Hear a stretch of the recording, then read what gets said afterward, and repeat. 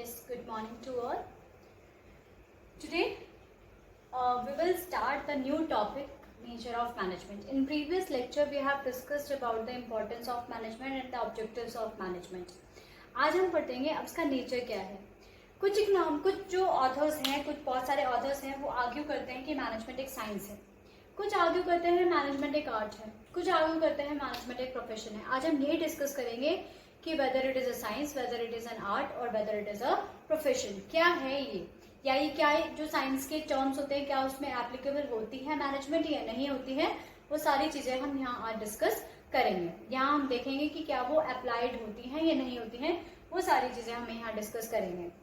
बहुत सारे ऑथर्स हैं जो आर्ग्यू करते हैं कि ये साइंस है बिकॉज जो इसके प्रिंसिपल्स हैं वो टेस्टेड हैं और एक्सपेरिमेंटेड है. क्योंकि साइंस जो है वो एक सिस्टमाइज्ड बॉडी ऑफ नॉलेज होती है, सिस्टमैटिक, क्योंकि वो टेस्टेड और एक्सपेरिमेंटेड होती है, वेल प्रूव्ड होती है कि ये फैक्ट्स होते हैं उसमें कि हाँ ऐसा ही है. तो कुछ लोग ये मानते हैं, कुछ ऑथर्स ये मानते हैं कि management is a science because जो इसके प्रिंसिपल्स हैं वो टेस्टेड हैं और एक्सपेरिमेंटेड हैं. कुछ ऑथर्स का मानना होता है कि ये एक आर्ट है. क्या होता है ये एक आर्ट है. क्यों है? क्योंकि इसमें ज्यादा प्रैक्टिस की जरूरत होती है. एक आर्टिस्ट को क्या चाहिए? प्रैक्टिस चाहिए होती है. आर्टिस्ट क्या चाहता है? प्रैक्टिस चाहता है. तो वो यही चाहता है कि एक आर्ट है कि क्योंकि कुछ ऑथर्स मानते हैं because more practice is required in management. कुछ लोग इसको प्रोफेशन मानते हैं क्योंकि इससे क्या होता है, इसके अंदर क्या, प्रोफेशन के अंदर क्या होता है, प्रोफेशन के अंदर एक सिस्टमैटिक नॉलेज होती है, एक वेल एक्सपीरियंस्ड पर्सन चाहिए होता है. तो इसके अंदर भी एक मैनेजर होता है जिसे एमबीए की डिग्री लेनी होती है. वो हम सब पढ़ेंगे. मतलब हर ऑथर का अलग अलग मानना है कि whether it is a science, whether it is an art और whether it is a profession. तो अब हम सबसे पहले एक एक चीज को पढ़ना शुरू करते हैं. सबसे पहले हम बात करते हैं मैनेजमेंट एज अ साइंस कि क्या ये साइंस है या नहीं है. तो साइंस है या नहीं है उससे पहले हमें पता होना चाहिए कि what is the meaning of science. क्या होता है साइंस का मीनिंग? साइंस का मीनिंग है science can be defined as a systematic and organised body of knowledge. Science क्या है? साइंस क्या है? It is a systematic and organised. एक एक करते हैं, एक एक पढ़ते हैं पहले. Organised body of knowledge, systematic and organised body of knowledge जो based on logically, which is based on logically, ठीक है, based on logically observe findings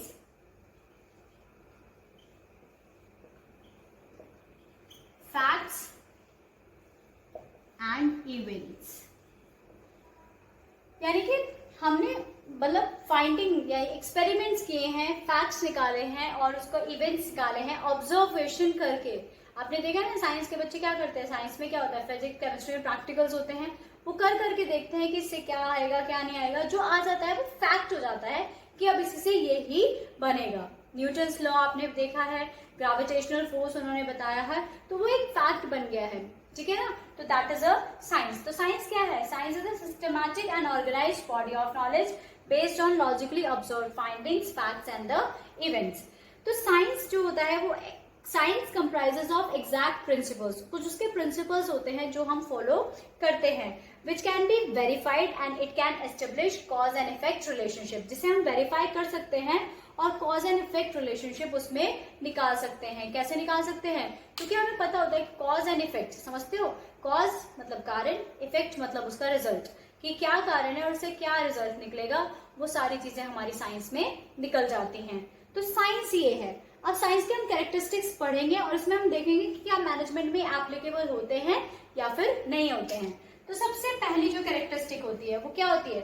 सबसे पहली कैरेक्टरिस्टिक मैंने भी बोर्ड पे लिखी हुई है, सिस्टमैटिक बॉडी ऑफ नॉलेज. ये साइंस की एक पहली कैरेक्टरिस्टिक होती है, पहला फीचर होता है सिस्टमैटिक बॉडी ऑफ नॉलेज. अगर हम बात करें सिस्टमैटिक बॉडी ऑफ नॉलेज की, तो क्या है जो साइंस है? अभी मैंने बताया कि साइंस क्या होती है, एक organised and systematic body of knowledge होती है. दैट मीन्स एक जो हमें जरूरत होती है किसी भी चीज के लिए, तो साइंस के अंदर सिस्टमैटिक नॉलेज होती है, एक सिस्टम से चलता है, एक एक्सपेरिमेंटेड होता है. तो लाइक साइंस क्या मैनेजमेंट में है? यस. तो ये मैनेजमेंट के अंदर होता है. साइंस का जो पहला फीचर है वो मैनेजमेंट के अंदर होता है. क्यों? क्योंकि जो इसके प्रिंसिपल्स बने हैं, जो फर्स्ट फीचर है साइंस का वो मैनेजमेंट में प्रेजेंट होता है। वो कैसे प्रेजेंट होता है? क्योंकि जो इसके प्रिंसिपल्स बने हैं वो सिस्टमैटिक तरीके से, एक सिस्टम है कि पहले ये होना चाहिए, फिर ये होना चाहिए, फिर ये होना चाहिए, तो एक सिस्टम है। वो आप आगे पढ़ोगे, जब सेकंड चैप्टर पढ़ोगे तो आपको क्लियर हो जाएगा कि क्या मैनेजमेंट होती है, किस तरीके से मैनेजमेंट की जाती है, एक सिस्टमाइज्ड बॉडी है। तो ये जो फीचर है साइंस का, that is present in the management, वो मैनेजमेंट, तो फर्स्ट फीचर प्रेजेंट है मैनेजमेंट में। अब सेकेंड फीचर की बात करते हैं। सेकेंड फीचर होता है आपका प्रिंसिपल्स। जो भी साइंस के प्रिंसिपल्स होते हैं, principles are based on experimentation. Principles किस पे बेस्ड होते हैं? एक्सपेरिमेंटेशन। दैट मीन्स अभी मैंने आपको बताया है कि जो साइंटिफिक प्रिंसिपल्स होते हैं वो डेवलप्ड होते हैं through observations and through experiments, यानी कि टेस्टेड होते हैं थ्रू द एक्सपेरिमेंट्स। ऑब्जर्व करते हैं, फिर हम उस पर एक्सपेरिमेंट्स करते हैं, फिर उन्हें टेस्ट किया जाता है, उसके बाद द एग्जैक्ट फिगर्स निकाली जाती हैं। इसी तरीके से जो मैनेजमेंट के प्रिंसिपल्स हैं, जब आप सेकेंड चैप्टर में फ्योल के प्रिंसिपल्स पढ़ोगे उसमें आपको पता चलेगा कि यस ऐसा होता है। क्या होता है उसमें? कि जो आपके वो हैं प्रिंसिपल्स हैं, they are based on experimentation. दो हमारे जो ऑथर्स हैं, F.W. Taylor and Henry Fayol, उन्होंने एक्सपेरिमेंट्स कर करके, अपने ऊपर एक्सपेरिमेंट्स कर करके, वर्कर्स के ऊपर एक्सपेरिमेंट्स कर करके क्या बनाए हैं? प्रिंसिपल्स बनाए हैं। तो ये वाला भी किसके अंदर आता है? मैनेजमेंट के अंदर अप्लाई होता है। ये भी जो फीचर है, कैरेक्टरिस्टिक है साइंस का, that is also applicable in management. तो दो चीजें हो गई साइंस की कि सिस्टमैटिक बॉडी ऑफ नॉलेज, पहले ये समझा हमने, तो क्या ये मैनेजमेंट के अंदर आता है? यस।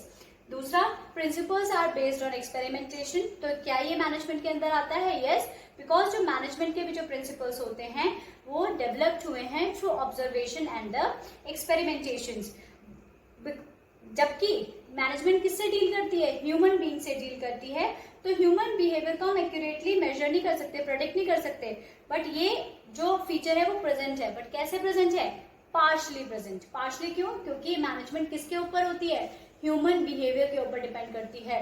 बट जो साइंस का फैक्ट है वो तो बन गया, बट इसका चेंज हो सकता है क्योंकि जो मैनेजमेंट है वो किसके ऊपर होती है?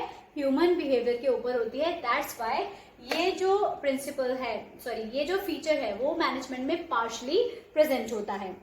अब थर्ड वन होता है, थर्ड फीचर होता है यूनिवर्सल वैलिडिटी। यूनिवर्सल वैलिडिटी, ये साइंस की कैरेक्टरिस्टिक बता रही हूँ। उसके बाद ये देखना पड़ता है कि क्या ये मैनेजमेंट में आता है या नहीं आता है। थर्ड फीचर है आपका यूनिवर्सल वैलिडिटी। जो हमारे साइंटिफिक प्रिंसिपल्स बनते हैं, जो साइंस के अकॉर्डिंग बन जाते हैं, वो यूनिवर्सली एप्लीकेबल हो जाते हैं। अब न्यूटन का लॉ है, ग्रेविटेशनल फोर्स के बारे में बताया उन्होंने, तो वो एक यूनिवर्सल एप्लीकेबल हो जाएगा, हर कोई इसको मानेगा। मैनेजमेंट में ऐसा नहीं होता है। Managements are not exact like the scientific principles. ये नहीं होता है मैनेजमेंट में, क्योंकि अगर प्रिंसिपल्स हमारे बन भी गए तो वो यूनिवर्सल नहीं हो सकते हैं, क्योंकि वो किसके ऊपर डिपेंड करते हैं? ह्यूमन बिहेवियर के ऊपर। तो जो प्रिंसिपल्स बनाए जाते हैं उन्हें हम क्या कर सकते हैं? मॉडिफाई भी कर सकते हैं according to the given situation. तो क्या ये प्रिंसिपल, क्या ये कैरेक्टरिस्टिक्स साइंस की कैरेक्टरिस्टिक्स मैनेजमेंट में आई या नहीं आई? नो, क्योंकि मैनेजमेंट के जो प्रिंसिपल्स होते हैं वो यूनिवर्सली एप्लीकेबल नहीं होते हैं, क्योंकि उसको मॉडिफाई किया जा सकता है according to the changes in the environment. तो this feature of science is not present in the management. तो हमने क्या देखा? पहला वाला फुल्ली प्रेजेंट होता है, दूसरा वाला पार्शली प्रेजेंट होता है, और तीसरा वाला यूनिवर्सली वैलिडिटी बिल्कुल भी प्रेजेंट नहीं होता मैनेजमेंट के अंदर। तो हमने तीन कैरेक्टरिस्टिक्स देखी साइंस की, उसमें से एक पूरी तरह से प्रेजेंट है, एक पार्शली प्रेजेंट है और एक बिल्कुल भी प्रेजेंट नहीं है। तो हम एक ही फीचर, एक तरह से अगर हम पूरा इसको इवेल्युएट करें on comparing the features of science with the management, तो हमें पता चलता है कि only one feature of science is available in the management. सिर्फ एक ही फीचर ऑफ साइंस अवेलेबल है मैनेजमेंट के अंदर। तो क्या हम कह सकते हैं कि ये साइंस है? नो। हम क्या बोलेंगे यहाँ पे? Management will not be considered as a pure science, but we can call it, क्या कह सकते हैं हम इसको? Social science. हम इसे क्या कह सकते हैं? सोशल साइंस, या फिर हम क्या कह सकते हैं इसको? In exact science. क्या कह सकते हैं इसको? In exact science. मतलब हम इसको ना ही प्योर साइंस नहीं बोलेंगे, क्योंकि इसके अंदर सारे फीचर्स नहीं आते हैं साइंस के, कौन से आते हैं, कुछ 2 या 3, एक ही फीचर आ रहा है मेनली, तो दूसरा तो पार्शली प्रेजेंट है क्योंकि ये फुल्ली मतलब ह्यूमन बिहेवियर पे होता है, तो हम ह्यूमन बिहेवियर को प्रोटेक्ट नहीं कर सकते हैं। और ये तो हो ही नहीं सकता यूनिवर्सली वैलिडिटी कि एक प्रिंसिपल बना दिया तो वो हर जगह फॉलो होगा, नो। तो इसीलिए इसको क्या बोलेंगे, इन एग्जैक्ट साइंस। तो इन एग्जैक्ट साइंस, तो कौन सा, अगर आपसे पूछा जाए कि कौन सा फीचर प्रेजेंट होता है मैनेजमेंट में एज अ साइंस, तो only systematic body of knowledge. एक सिस्टम होता है सिस्टमैटिक, आप भी तो पढ़ ही रहे हो ना मैनेजमेंट के बारे में, तो नॉलेज तो ले रहे हो ना, तो ऑब्वियस है नॉलेज तो लेनी पड़ेगी। तो ये तो अवेलेबल है मैनेजमेंट के अंदर, बट ये दो फीचर्स अवेलेबल नहीं होते हैं, तो management will be considered as an inexact science. Just note it down fast.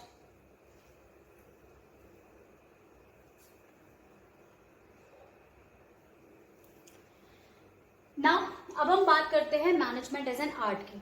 Art क्या होती है, आर्ट क्या है, art is defined as a systematic, इसमें भी सिस्टमैटिक बॉडी ऑफ नॉलेज है, वो भी बताती हूँ कैसे है। Art is defined as a systematic body of knowledge requires special skills चाहिए इसमें काम करने के लिए, special skills, creativity and practice, creativity and practice. क्या चाहिए इसमें, special skills, creativity and practice to get the perfection. किस लिए, परफेक्शन के लिए, समझ गए। तो ये आर्ट होती है। आर्ट की डेफिनेशन क्या होती है, art defined as a systematic body of knowledge which requires special skills, creativity and practice to get the perfection. ये आर्ट है, आर्ट की डेफिनेशन है। आर्ट क्या होती है, कला होती है। एक आर्टिस्ट को क्या है, स्पेशल स्किल्स होते हैं उसके अंदर, क्रिएटिविटी। एक आर्टिस्ट जब भी एक अच्छा आर्टिस्ट बनता है जब वो प्रैक्टिस करता है, कहते हैं ना practice makes a man perfect, तो वही चीज है। अब हम आर्ट का फीचर देखेंगे, क्या वो मैनेजमेंट के अंदर आते हैं या नहीं आते। सबसे पहला फीचर हम है, आर्ट का फीचर है सिस्टमैटिक बॉडी ऑफ नॉलेज। ये पहला फीचर है किसका, आर्ट का। किसका फीचर है, आर्ट का। That means systematic body of knowledge भी कह सकते हैं, या फिर हम कह सकते हैं इसे एग्जिस्टेंस ऑफ थियोरेटिकल नॉलेज। तो क्या आर्ट में थियोरेटिकल नॉलेज होती है, यस। जैसे कि हम म्यूजिक में वेरियस रागास पढ़ते हैं, राग्स पढ़ते हैं, तो वो एक बुक होती है ना, बुक में से तो पढ़ेंगे बच्चे, तो बहुत सारे बुक्स निकाली जाती हैं राग्स की। तो यस, हर आर्ट में एक सिस्टमैटिक बॉडी ऑफ नॉलेज होती है, ऑर्गेनाइज स्टडी मटेरियल होता है जो किसी को पढ़ना पड़ता है। तो यस, मैनेजमेंट के अंदर भी ऐसा होता है। मैनेजमेंट के अंदर भी there is a systematic and organised body of knowledge. Book है, आप पढ़ रहे हो ना मैनेजमेंट के बारे में, तो इसका मतलब आप नॉलेज ले रहे हो ना, बाद में आप उसे अप्लाई करोगे, बट अभी तो आप पहले तो नॉलेज ले रहे हो। तो यस, ये फीचर किसके अंदर आएगा, मैनेजमेंट के अंदर आता है, बिकॉज मैनेजमेंट में भी क्या होता है, एक सिस्टमैटिक बॉडी ऑफ नॉलेज होता है। अब जो दूसरा इसका है, बहुत इंपॉर्टेंट है, वो है पर्सनलाइज्ड एप्लीकेशन।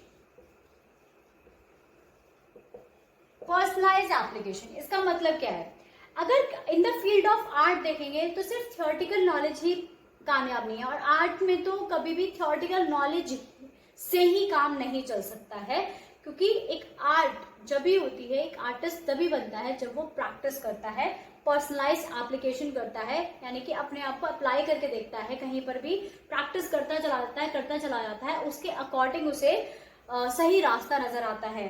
तो in the field of art if only theoretical knowledge is not enough, her artist को क्या चाहिए, पर्सनलाइज स्किल होनी चाहिए और क्रिएटिविटी होनी चाहिए। इसके अंदर पर्सनलाइज स्किल्स भी चाहिए और क्रिएटिविटी चाहिए टू अप्लाई द नॉलेज। जैसे कि वो सारे म्यूजिशियंस होते हैं, वो कुछ राग्स रीड करते हैं, पढ़ते हैं, बट अप्लाई करने का तरीका हर किसी का क्या होता है, जब तक वो अप्लाई करेंगे, दैट में प्रैक्टिस करेंगे, तभी तो उनका गला साफ होगा, तभी तो वो अच्छा गा पाएंगे। अब सिर्फ राग पढ़ने से कुछ नहीं होता। अब राग तो मैं भी पढ़ सकती हूँ, बट मैं गा नहीं सकती, तो वो क्या है, क्योंकि मेरे अंदर वो स्किल्स नहीं है। तो एक आर्टिस्ट को क्या होता है, पर्सनलाइज एप्लीकेशन होता है कि उसे पर्सनलाइज एप्लीकेशन देना पड़ता है। तो क्या मैनेजमेंट में भी ऐसा होता है, यस, मैनेजमेंट में भी ऐसा होता है। देखिए, एक मैनेजर जो बनता है वो पढ़ के तो आता है, ठीक है, पढ़ के आ गया, बट जब तक वो उसे अप्लाई नहीं करेगा, अपने आप को अप्लाई नहीं करके देखेगा, तो वो एक अच्छा मैनेजर नहीं बन सकता है। तो ये भी एक जो फीचर है आर्ट का, वो मैनेजमेंट का पार्ट है। थर्ड, इसका फीचर होता है आर्ट का based on practice and creativity. किस पे बेस्ड होती है? Practice and creativity. किस पे बेस्ड होती है? प्रैक्टिस। तो आर्ट तो अभी बताया है मैंने आपको, जो आर्टिस्ट है requires regular practice of art to make him more fine and the perfect. अगर मतलब मतलब प्रैक्टिस चाहिए, कहा ना, practice makes a man perfect. तो एक आर्टिस्ट वही होता है which require regular practice to make him fine and the perfect. Without practice, अगर वो प्रैक्टिस नहीं करेगा तो artist will lose the perfection. That means artist क्या कर देगा? परफेक्शन लूज कर देगा। तो art requires continuous practice. That means artist must add his creativity. Artist को क्या करना पड़ता है? अपनी क्रिएटिविटी को ऐड करना पड़ता है अपनी थियोरेटिकल नॉलेज में। तो क्या ये मैनेजमेंट के अंदर आता है? यस, ये भी मैनेजमेंट के अंदर आता है, क्योंकि मैनेजर को भी अपनी मैनेजरियल स्किल्स और क्रिएटिविटी डालनी पड़ेगी टू इंक्रीज द स्किल्स, अपनी स्किल्स को बढ़ाने के लिए, even to increase the efficiency of the organisation. अगर वो ऑर्गेनाइजेशन की एफिशिएंसी को बढ़ाना चाहता है तो अपनी मैनेजरियल स्किल्स और मैनेजरियल क्रिएटिविटीज का उसको इस्तेमाल करना पड़ेगा। तो क्या ये भी आता है? यस, ये भी मैनेजमेंट के अंदर अप्लाई होता है। तो अगर हम कंपेयर करें इसको, इसके फीचर्स को मैनेजमेंट के साथ, तो इसमें तीनों फीचर्स आते हैं। मैनेजमेंट में आर्ट के तीनों फीचर्स, तीनों कैरेक्टरिस्टिक्स आती हैं। तो हम प्योरली कह सकते हैं कि management is an art of getting things done. अभी हमने पढ़ी भी थी ना, आपको याद है, हमने डेफिनेशन पढ़ी थी शुरुआत में कि management is an art of getting things done with and through the others. किसके साथ, किससे हम काम कैसे लेना चाहिए, वो आर्ट है, वो कला है। किससे आप काम किस तरीके से ले सकते हो, जो जितने अच्छे से काम लेगा उसका ऑर्गेनाइजेशन उतना ही सक्सेसफुल होगा। तो और उसके ऑर्गेनाइजेशन में उतनी ही अच्छी मैनेजमेंट है। समझ में आया? अच्छे से समझ में आया ना?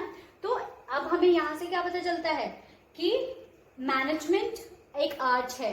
अगर हम आपसे पूछे कि मैनेजमेंट क्या है, बोथ साइंस एंड आर्ट, तो आप बोलोगे yes, management is both science and art, but management is not a pure science, it is an inexact science, and but management is an art, it is a pure art. ये art है क्योंकि इसके अंदर सारे जो characteristics होते हैं वो अप्लाई होते हैं।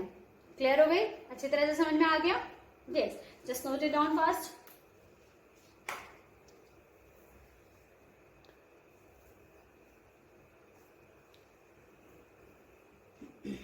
तो अगर आपसे ये पूछा जाएगा कि जो मैनेजमेंट है it is a both science और आर्ट, तो क्या बोलोगे? Yes, management is both science and art, because science के अंदर क्या है? It has systematic and the well organised body of knowledge, but इसके अंदर कुछ और चीजें नहीं होती, जैसे यूनिवर्सल वैलिडिटी अप्लाई नहीं होता है, वो बेस्ड ऑन एक्सपेरिमेंटेशन होता है, तो वो अप्लाई नहीं होता। एक्सपेरिमेंट्स हम करते हैं, बट जो है वो एक्सपेरिमेंट्स करने के बाद, जो हमारे जो एक्सपेरिमेंट्स होते हैं, जो मैनेजमेंट के एक्सपेरिमेंट्स होते हैं, जो प्रिंसिपल्स होते हैं, वो ह्यूमन बिहेवियर पे रिलेट करते हैं।